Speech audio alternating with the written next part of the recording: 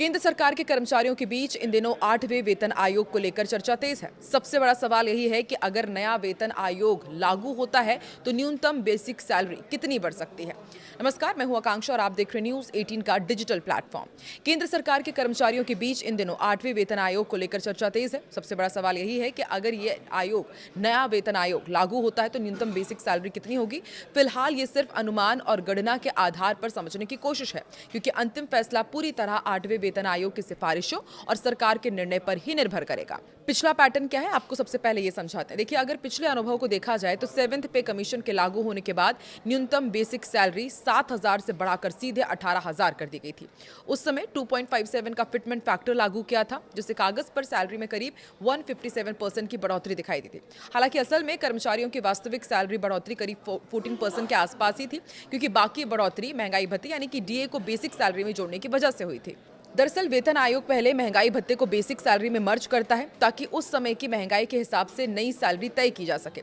साल 2016 में जब 7वां वेतन आयोग लागू हुआ तब महंगाई भत्ता 125% तक पहुंच चुका था। ऐसे में बेसिक सैलरी और डीए को जोड़कर 2.25 का आधार तय किया गया और फिर उस पर वास्तविक सैलरी बढ़ोतरी जोड़कर 2.57 का फिटमेंट फैक्टर तय किया गया।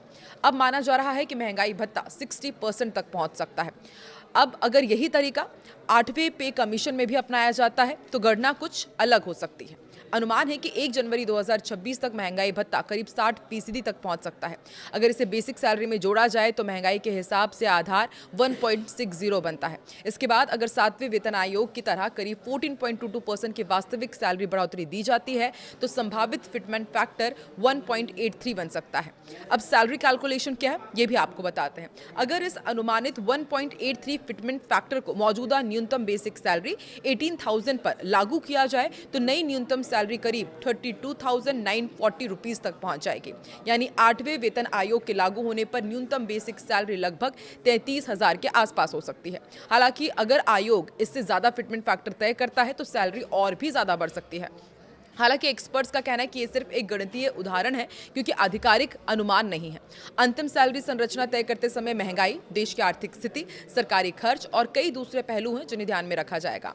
इसलिए सरकारी कर्मचारियों को फिलहाल इसे केवल एक संभावित गणना के तौर पर ही देखना चाहिए। असली तस्वीर आयोग की अंतिम सिफारिशों के बाद ही साफ होगी। आपको क्या लगता है, अब बेसिक सैलरी अगर 8वां पे कमीशन लागू होता है तो कितनी हो सकती है? कमेंट में अपनी राय जरूर दें।